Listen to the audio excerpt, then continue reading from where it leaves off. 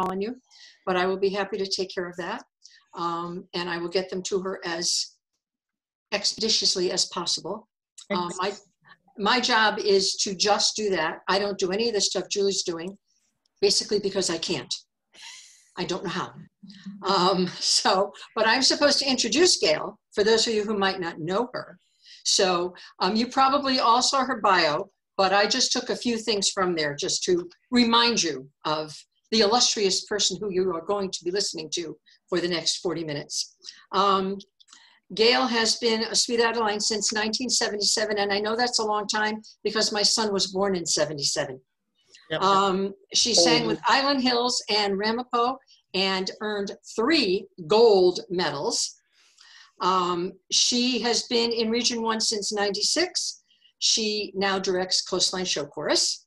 She's on the international faculty. She's a master director and presently the director's coordinator of our region.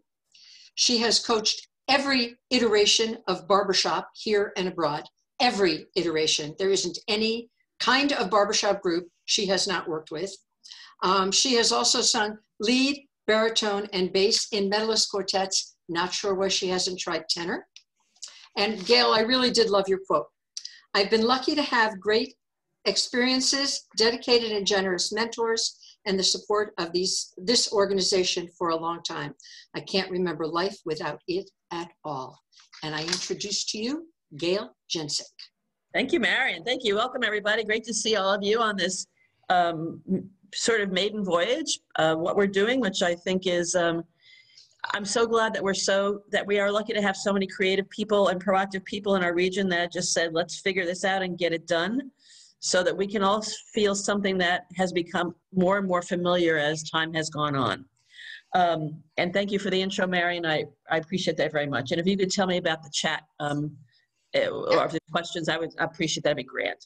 So the title of this class, as you saw, is called The Sensual Performer. Now, I don't want to disappoint anybody by saying that it has nothing to do with sex. So if you thought that you were coming here for a Friday night of sex, then I'm sorry. This is not the room for you. And I will tell you that the definition of sensual is the gratification of pleasure, which is most often connected to sex, but there's so much more to it than just that. And I taught this class a long time ago, and Karen asked me to revive it, and so I've done so. But I will tell you what the dictionary's general definition of sensual means. It means the gratification of all the senses. It's often meant in a sexual context, but it isn't just that. It's pleasing, things that are pleasing to the eye, to the ear, to the sense of smell, to your sense of touch, and to your sense of taste. And so much of what we do in this art form, and as Marion said, I have coached every iteration of barbershop, good, bad, and not so good. But all of those people who are working in this craft are trying to achieve some portion or all of that gratification to those senses. And you think to yourself, well, how is it possible that what we do, which is we think of as three-dimensional, can possibly apply to all of that? So I'm going to give you an example that I've used for years, and then we're going to use the fight song to talk about, because I feel that probably everybody's worked on it in some capacity. If you don't have the music with you, I think Julie is able to share a screen with the printed music should you need that. And if you do have it, great. But I'm going to give you what I think is a wonderful example of what was an ultimate sensual experience for me as a child, and I didn't know what it was. And I've had that happen to me over the years since, same exact experience, and particularly this summer, because we're all home and trying to revel in anything that is possibly enjoyable. So when I was a kid, I grew up in New York City, and I was very fortunate to grow up in a family environment where we had a summer home, a cottage on Long Island. And we left the weekend after school closed and stayed there till the weekend before school opened all summer long. And there was this family-owned peach farm not very far from our cottage called Davis's Peach Farm. And we would go there in August and get a bushel of peaches. No one in my family baked. We would just eat the peaches. But I remember this experience like it happened to me yesterday. So Davis Farm's peaches were huge. They were like softballs. And because they were not processed, they were super, super fuzzy. And I just remember, like it happened to me yesterday, loving how the Davis Peach Farm peaches felt. And when you bit into them, the flesh that you bit into initially was a beautiful, I'm sure some of you experienced, almost like a white peach color. And the farther into the peach you got, the colors changed to a paler peach and a deeper peach, and ultimately a blood red color to this hard thing, the pit in the middle. But when you bit into those peaches, the fragrance of peach is very floral. Every peach I've ever eaten from that farm was juicy. So there was an experience, and I was younger then, so I didn't care about, getting food on my clothes particularly, to sit outside under a tree and just have that beautiful fuzzy texture and that beautiful fragrance and the juice running down my face and literally enjoying all the colors that peach progressed through as I got to the pits. It also engendered to me this sense of comfort and this sense of well-being, because I was lucky enough to grow up in a very lovely home with wonderful parents and grandparents. I grew up in a multi-generational home. And to have that summertime experience my whole life was very, very special. And I connect Davis's Peach Farm and that peach experience to what I now realize is the ultimate sensual experience. I could smell it, I could touch it, I could see it, I could feel it, and I could hear the tractors at the peach farm and my father yelling at us to get back in the car. All of that connected me to that sensual experience. And this summer, for the first time in a while, I've had some peaches where I literally took one and sat out on our patio wearing the same clothes because of COVID the same t-shirt I'd worn for 3 days, God forbid, and went through that same process for myself to just enjoy the peach juice everywhere, the fuzziness. I bought this huge peach from a local farm stand, and that whole summer, all those summers of my life came flooding back to me. And I think that what we do is that. Songs that we sing, people we sing them with, the environments we sing them in, all engender some sensual things for us, and we don't identify it that way. And I often thought to myself, what would happen to our music if we could actually incorporate some of that sensuality into what we're doing? So I'm going to use Fight Song because, as I said in the beginning, we all know it, or sort of know it, or think we know it. And I'm going to break the song down for us to talk about what would happen in this song if we included some sensual elements. And again, let me remind you, so we're talking about what it looks like to you, what it sounds like, what it might smell like. That could depend on where you've been learning the song, in your kitchen cooking dinner, or out on your patio or deck, or doing laundry. I mean, all those things create memories and sensations. What does that song feel like to you? It could have a very definite feel, not just the paper music, but it could feel like something to you. And what does it taste like? So if everybody can have their music handy, or Julie, you could split the screen, I guess, and put it up there. Either way is fine by me. Thank you. And so, perfect. And so we're going to start with measures 1 through 10. And I can't imagine in the 40 minutes we're going to get through the entire song because I don't want to rush you into this process. And again, we could certainly meet at another time and finish it up just for the experience of it, because I know it's different and maybe a little odd to you. But so measures 1 through 10, as you know from the arrangement, is the solo feature with these very almost like droning oohs and ahs in the background, which I think engender a particular feel. So I would like to find out from you. I will tell you my opinion after I've heard from a few of you of what would you do with these lyrics if you were in charge of the lyrics to give people that sensual experience of what Rachel Platten is trying to tell people with this story. What are the things that you would do musically, perhaps visually? Would you change the texture of the learning media to make it the way you think the listener would more appreciate the story that's being told? What would you do? So just give yourselves a moment. Only concern yourselves with measure 1 through 10, which are the setup for the whole rest of the piece, quite frankly. And then, Marion, I think people can put in the chat might be the most organized thing to do, rather than all of us talking at the same time, which is not organized at all. So give yourselves a moment and just go through the hum through like a small boat on the ocean, sending big waves into motion, et cetera, till the end of measure 10, which is, but I can make an explosion. And I'd like you to think of some descriptors, some words, some things that this may have engendered in you while we're all being basically by ourselves. And what did this say to you and to your senses? Not how well did you learn the notes, not how many personal breaths did you have to take, not I'm not the soloist, I'm just the oar in the background. What did this mean to you? What does it mean to you? What could it mean to you and to your audience? Yep, so Annette Landry says, dreaming of a better time. Yep, ocean, big waves, motion, impression of movement. It's very much, there's a lot of movement in this piece, particularly in the first couple of pages. What else? I will, yep, absolutely. Vulnerability, thank you, Melissa. Female empowerment. Female empowerment, yep. And so one of the things that I think happens in a piece like this is because of that, and yes, and Ruth Bader Ginsburg grabbing onto an opportunity. So all of these things are really, really valid. And it is a little eerie. And it is a rebirth song.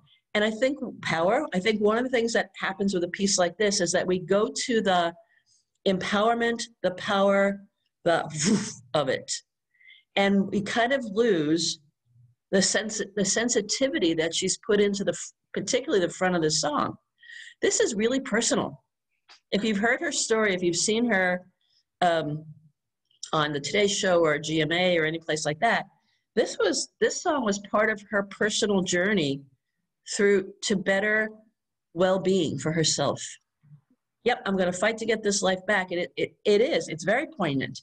So what are the textures that we could put in here? If you had control of the piece of music, if you were the soloist, what would you do with that? Would you make it in your face? Would you make it sensitive? Would it have layers? What if it were fabric, what would it feel like?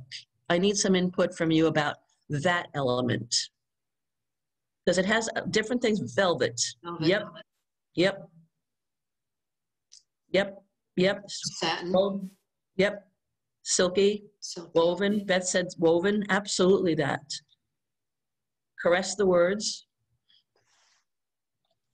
Yeah, I'm reading my own chat, Myron. Sorry. I know, it's okay. It's all right. I'm sorry. Sorry. Yeah, so there, yep, and that's exactly it. It ebbs and it flows. And what I noticed about, because I can't hear my chorus sing it, right, it is strong, but it is sensitive. I can't hear them sing it. We all have no idea how we all sound these days, obviously. But what I see on the screen when we work on this and what I sense is that people want to sing this like that powerful, I'm in charge, I'm going to get past all this crap sensation. And we may run the risk of overlooking the sensitivity and the textures. And exactly, Becky, it does build. And Maggie said that it's isolated in a big space with lots of distractions going on around. Yeah. And so when we get through that solo part, which is enhanced, it reminds me of that. I'm glad somebody said that. I thought it was me. Can you read that, Marion? Because they're all saying, what? Reminds me of, do you hear the people sing in Les Mis? It builds from soft to commanding. Yep. Yes, exactly. And so that's what gives it that empty, open feel. Eerie, right. Yep, is that it's just eerie. The beginning is peaceful, yes. The humming is very soft, yep. And so our granddaughter's 6 years old, and this is her favorite song. And so she loves to sing it when she's here for me. She doesn't like the a cappella version at all. She's informed me. But she likes to sing at the top of her lungs. And she's 6. And I said to her, maybe you should think about the story.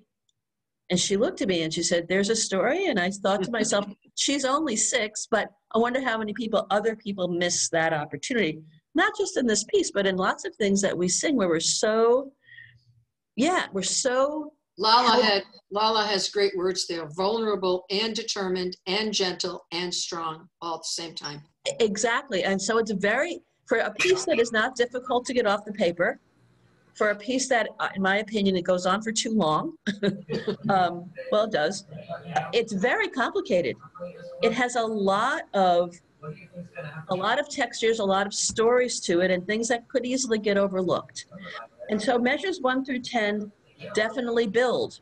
I'd like to, and Julie or somebody will keep me on track for time, because the 40-minute session is, I'm sure Deborah felt the same, like you were speed talking. Yes, I'll give you thank you 10-minute and 5-minute warnings. Okay. And as somebody who speed talks as a lifestyle, it's even worse. I'm sorry. So so we all agree, I think, on what that should feel like. And so if you, in your own course, like we are asking for soloists, and I don't know if Rachel stayed in this room or if she went to Janie's class. I don't know if she's still here. Rachel Remington from Coastline.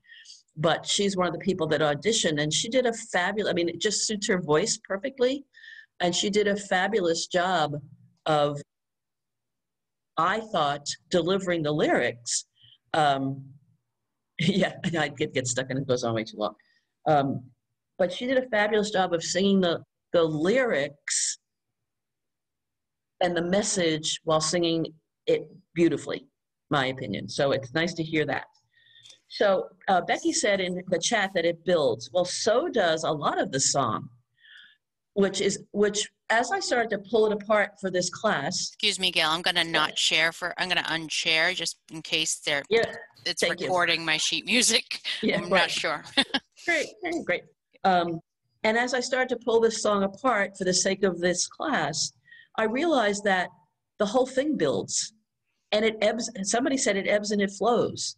So it builds gradually through that solo, and then it builds again from measures 11 through 15, where the temptation is to start singing it hell-bent for election, right? Particularly because the lyrics that I will. Okay, I'll go back. Yep. I'll go back. Thank you. I will scream them loud tonight. Can you hear my voice this time? But she starts those lyrics by saying, and all the things I didn't say. Wrecking ball inside my brain. So she is saying still this to her own self, who's on some kind of journey of self-realization, of recovery from depression, of a bad breakup, of a career that didn't turn out the way she wanted. I don't remember what her story was, but it was kind of a conglomeration of all of that. So I'd like somebody to comment about measures 11 through, 15, as a different take on what we're doing, or what you've been doing with it, or what you thought you were doing with it.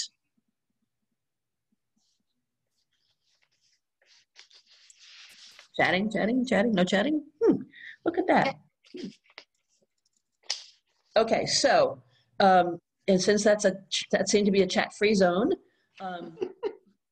leave us move through from. Thanks. Yeah. Oh, yes, thank you. This is where I would build. Decisions made.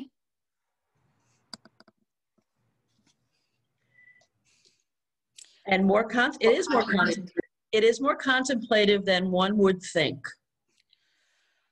And so I feel like, go ahead, sorry. This is Julie. I can't see I can't reach the chat, and I wasn't going to talk at all, but it feels painful to me. Wrecking balls in my brain, and it's got to be really hard not to say something to hold something inside that's it's as big as a wrecking ball in your brain. Feels like you're in pain. Feels painful to me. Yep. Barry, there were some other comments that I thought. Determination. And I thought this was interesting. If she had said something sooner, her life may have been different. And the repeated notes in the lead line are strong. And she reached a breaking point and turning it around now. Seems more frustrated in this section. Oh, that's interesting. Yep. I have to hear my own inner voice. She feels she's being ignored, needs to be recognized. Yep. And somebody said, if I done something sooner, it would have turned things around. I don't recall who said that. Yep. But that's, I think, I mean, all the comments are very valid. Yeah. But I think that hits the nail on the head is that she's now gone through whatever it was, and she's looking back at the what I could have's, but didn't know in the moment that I needed to do that for myself. And so she actually said in the interview I saw her on, this is now when the song came out, so whatever year that was, 2015 or something, she said, I want to give this message to people like me, so that maybe this will turn the light on a little sooner than the light was turned on for me. It was I mean, she was very down to earth. She was very open. I think she was on the Plaza at the Today Show, actually. But she was very forthcoming in this huge environment. And also this segment builds as well, where it doesn't start off yep, exactly. Where it doesn't, we're not just, but it's also still personal. It's powerful, but it's personal. So the next section measures, and I'm going really fast here, I'm sorry, but I am, is 16 through 23, which is where we all finally get to sing, really sing. And the tendency is going to be, I know, to just have at it, right? So in those measures, 16 through 23, 24, what is happening here? What does it feel like? What does it sound like? What does it look like? What if you were to taste this, if it tasted like a food, what would this segment taste like? Would it taste like raspberry liqueur? Would it taste like lemon juice? Scotch. Right. Would it be your favorite scotch? Peaty, smoky. Would it be your favorite scotch if you're a scotch drinker? Would it be oh, so you don't drink scotch. Tastes like a rhubarb pie, sweet and sour at the same time. Yes. Vanilla ice cream, creamy. Yep.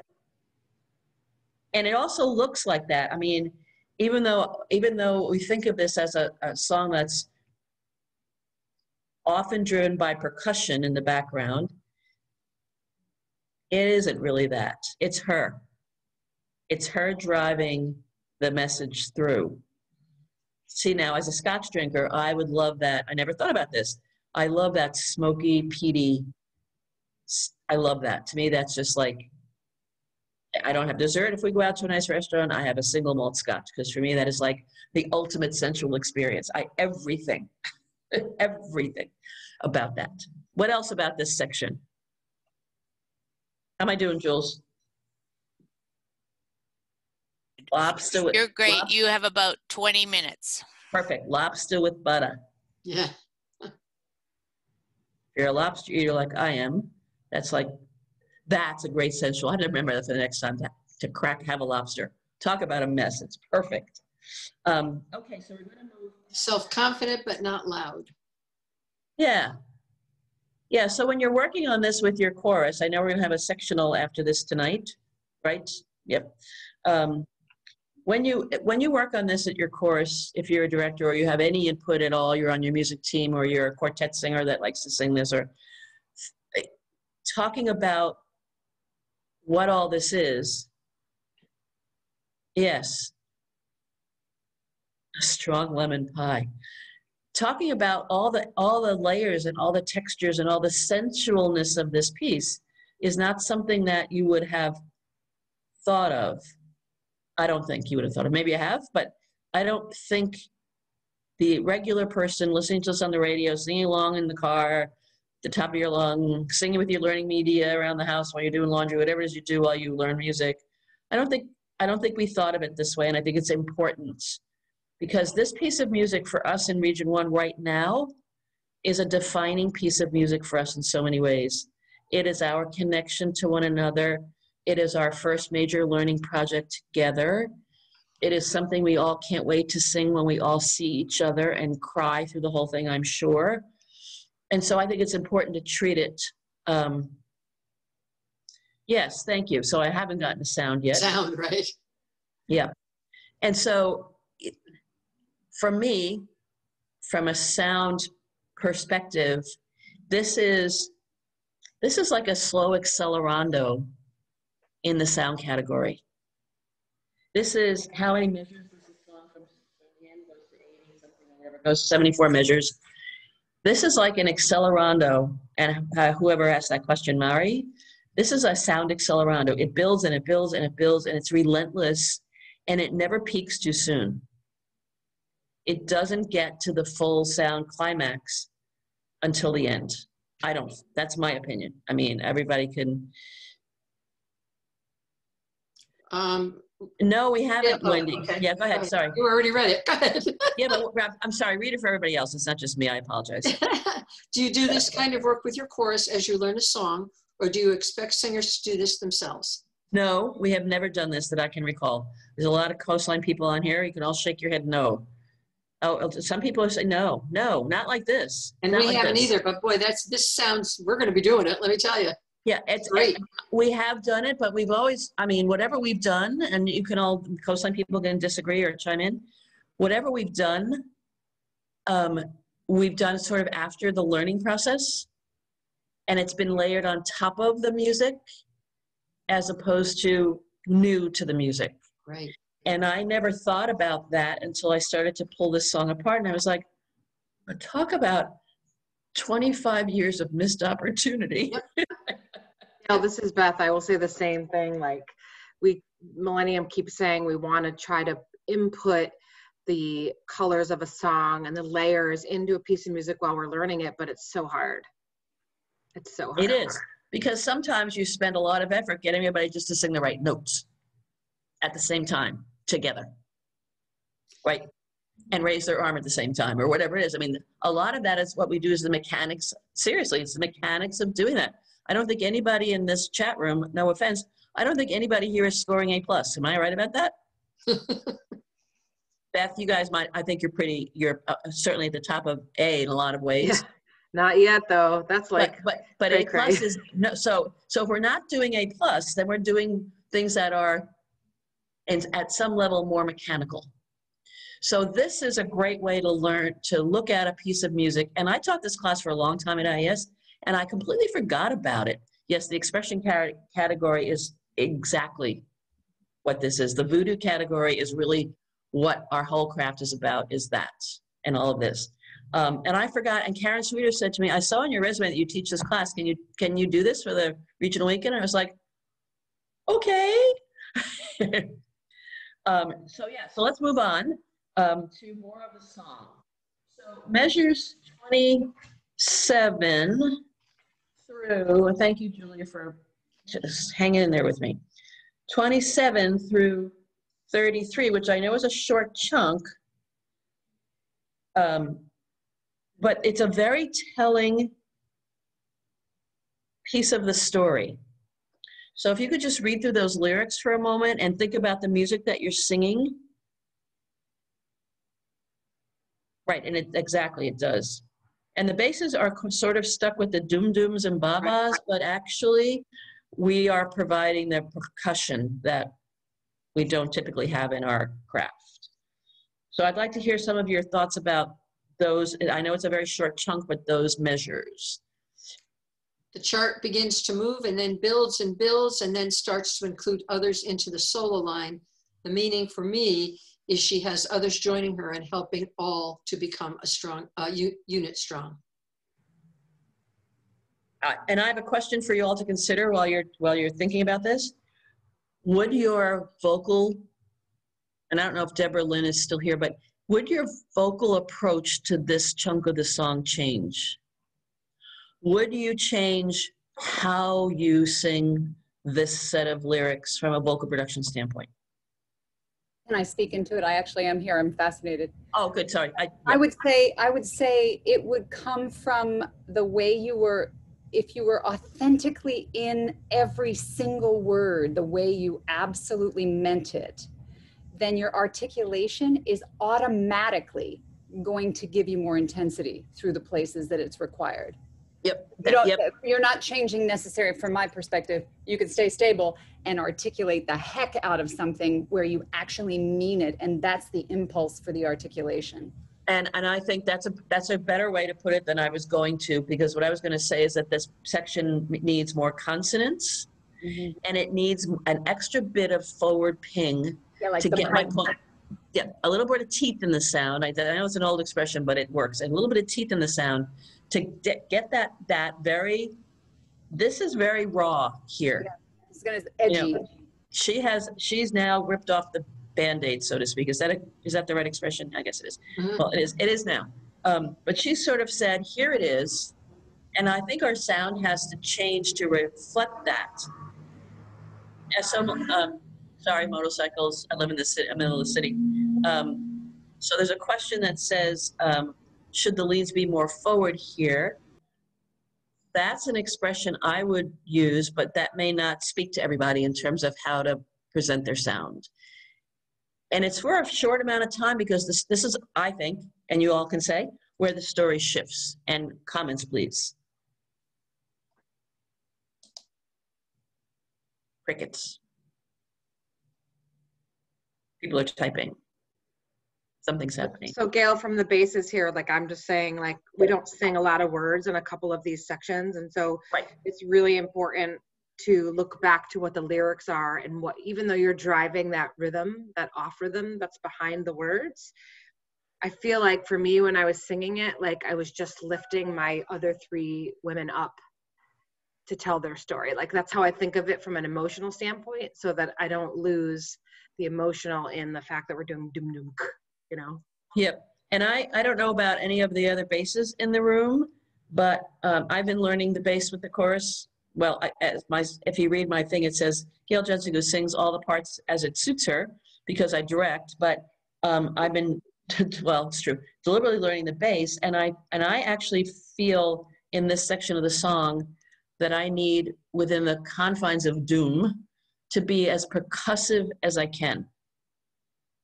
To emphasize, this is me, the underpinning of those lyrics. So what stands out are those words, literally the words stand out. It's hard to do. I have been finding it a challenge. Well, it gets lost. That doom doom gets lost amongst all the other sounds, so it's hard.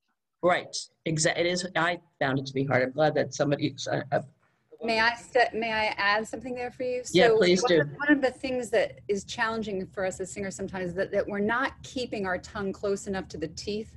And if it's a little closer, like you rested on those back of that bottom teeth, and you can hit the front teeth at the impact of the D's, you get more bite or more percussion with more clarity through your nasal resonators. It'll actually give you more intensity. If you focus your attention on the hook of the hard palate as opposed to thrust, you'll actually not dull the sound, you'll bite the sound.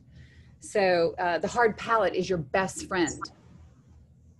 And so, Marion, can you read the but I was waiting. I didn't want to interrupt you guys talking. So. Yeah, please. We have to go back a little bit.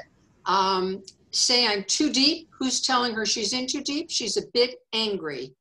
And then, whoops, let me move this down. It really is a challenge for me to stay in the emotion and not zone out during the dum-dums. That's tough. That is really tough. Friends say she's in too deep. Burning in my bones seems like peeling a banana. The inside is starting to show the meat or the sweet part of the fruit. Oh, that's interesting. Mm-hmm. Yeah, and the comment particularly is all very interesting. The comment about the zoning out during the dum-dums, I think is a critical thing for you all to take back to your bass sections, to talk about what we're talking about, so that it's easier for your basses to stay engaged. Right. Yeah, you're right. The dum-dummer needs to realize what's happening around them vocally, and very often we just kind of, in all four parts, check out, and we're all about our own little world there. And that would lose, because the dum-dums, so when working on them, I was in our dining room, which has become my office, and I was sitting at my dining room table. To help me, feel all the subdivisions of the rhythms there. Because otherwise it's just easy to get stuck in this rut. And the bass does support it a lot. Right. And it's particularly important basses because we're about to have a really important feature in the piece. Excuse me, Gail. Yes. 7 minutes. Oh, crap. Sorry. So I guess I'll wrap up with the basses because there's too many pages left to go. So basses, I'm going to throw this out, and then I'd like, and not just the basses, anybody who wants to comment about, and I will tell you my opinion of the bass feature, which pops up twice, I believe, all those things I didn't say, etc., is that it is a beautiful bass feature. I agree. Is that our vocal skills basses in this section are in some ways the heart of the song, and here's why. I feel in this section that I have to work on singing more velvet, more creamy, more velvety. Those words were used earlier. A creamier way. I have to almost feel like I can see the person telling this story tearing up because, and just sensing where I was when I made this realization that I'm now looking back at a very short time ago and saying, I realized that all the things that I didn't say out loud to anybody, pardon this expression, bit me in the ass in every way, shape, and form. And if I had just allowed, just my normal sensory perception to contribute to my life, maybe I would have come out of this sooner and better and sooner. And I just love the bass solo because I really believe it's an emotional crux of the song. Okay, that's Gail's opinion. As a bass who was happy to have words, we get them every now and again. But I'd like to hear what you have to say because we're now in the home stretch here. Yes. Harmonic singers need to be vocally supportive and build as the melody builds and the emotion. Right. Mm-hmm. Which is why the arranger very wisely put oohs and not ahs. What else? That was very good. Are all of you in your choruses loving this piece? I love it. Yeah, you can say it out loud. I love it too. I love it. And so Yes, I guess I love it. Yes, we love it. Yes, we love it. Love it, love it. Yep, It rocks. it does. Love it. But I think now that we've had this sort of, I don't know, kumbaya get together, which is so not me, but I think it's important to look at music this way. And as Marian asked the question, what would happen to our music if we did this sooner than later? Mm-hmm. You know, I mean, I have to think that choruses of the caliber of Runaga in particular, or the Rich Tones, or, you know, North Metro, who completely immerse themselves, you know, or your favorite quartet that just put themselves in and say, okay, what's all happening here? That's not just the notes, etc. And yes, I think the sooner we do it, the better off we would be. But the reason we love this song is that it speaks to us on a lot of levels, particularly now. But we selected this song before, which I just had a brainstorming with a director in England about some stuff she wants me to do for her chorus, and we both kept saying, well, before. And I said to her, we will be saying before for the rest of our lives, because we know what that means now. So before, the song was selected before, and it's come to mean so much to us. And I think that we have an opportunity in our courses, as individual singers, to make it be more. So that, yes, before COVID, sorry. Right, and I don't think, Gail, that if it had been, I do believe that if it was given to us at a different time, if this had not happened, I'm not sure we could give it what we really have the opportunity to give it now.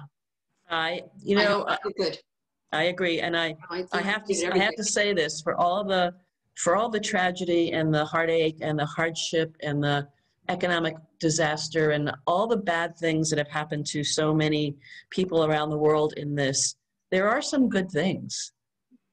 you know, and we will never, I believe that we will never again not appreciate what we just sort of thought we'd drive to Newton or Framingham, where we're supposed to go, you know, and get together and kind of take that for granted. Mm-hmm. That's not going to happen. And so this is a golden opportunity. And if you're not a director and you director's not in this class or not here this weekend, hopefully he or she would be open to the conversation about let's just take this piece, because this piece is no harm, no foul. It's a regional song. You know, you haven't invested money in coaching in it, all those things. Let's just talk about what could happen to the rest of our repertoire, or one other piece in our repertoire, if we just talked about this for half an hour as a group. It'd be a big change. Probably it's a 2-minute warning. I'm thinking Julie's tearing her hair out. My hair's fine, but it is literally 2 minutes. Oh, see how I am? So I'll leave the 2 minutes for any Q&A that you guys might have. I don't have a webinar and I don't have a YouTube channel, but you can just ask me. I'm also dropping a link to a brief survey. I'm dropping the link in the chat right now. If people would be so kind to fill out a little survey, if you have a minute or so, just to tell Gail how awesome she is. 5 minutes to fill it out. 5 minutes. Yes. It also will help it will help your regional leadership. It will help us for the next event, which will be the winter regional, obviously. It will help us plan maybe differently, better. It will help us a lot to know what works for you all and what maybe needs to be improved upon. Yep, your voice does matter. Please fill it out and vote. Same thing. And vote. Sorry. Vote early.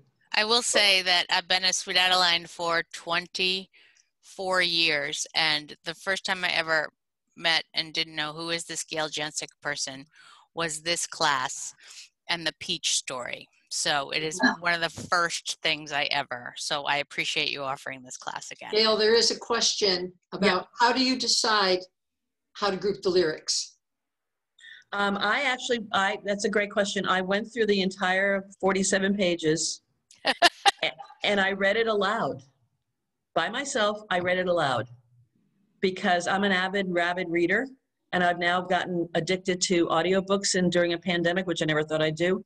And what I've learned from the audiobooks is the storytelling, which I never thought about before, not in the same way.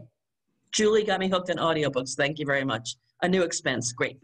And so I actually read it aloud because I thought to myself, I'm singing this song and I haven't a freaking clue, pardon me, about what actually she was actually saying, even though I saw her interviewed and told her story. And I just read it aloud all by myself. Mike paid no attention to me because we're like that. And that's how I grouped the lyrics. And I'm done. Thank you, ladies, for attending. Thank you for your kind attendance. Thank you for participating. So go out and be sensual. Thank you, Gail. That was great. Go out and be sensual. What could happen? What could happen? Thank you, Gail. Thank you. And fill out the survey, please. Please. Thank you, everyone. Thank you, Gail. Nice to see everybody. Great to see everybody. And now we get to go work on this song. Yes, and this is the group for the song, just so everybody knows. Yep. Cool. Super. Cool. You mean this is the Zoom link for this song? Correct. So if you just want to stay on. Yeah. You can Smart. stay. You can change your Zoom name so that your voice part is the first thing people see, so that it's easy to assign you to a breakout room for a sectional rehearsal. You can also get up and dance around. We're gonna, Jules, if you want to hit stop record. Oh yeah.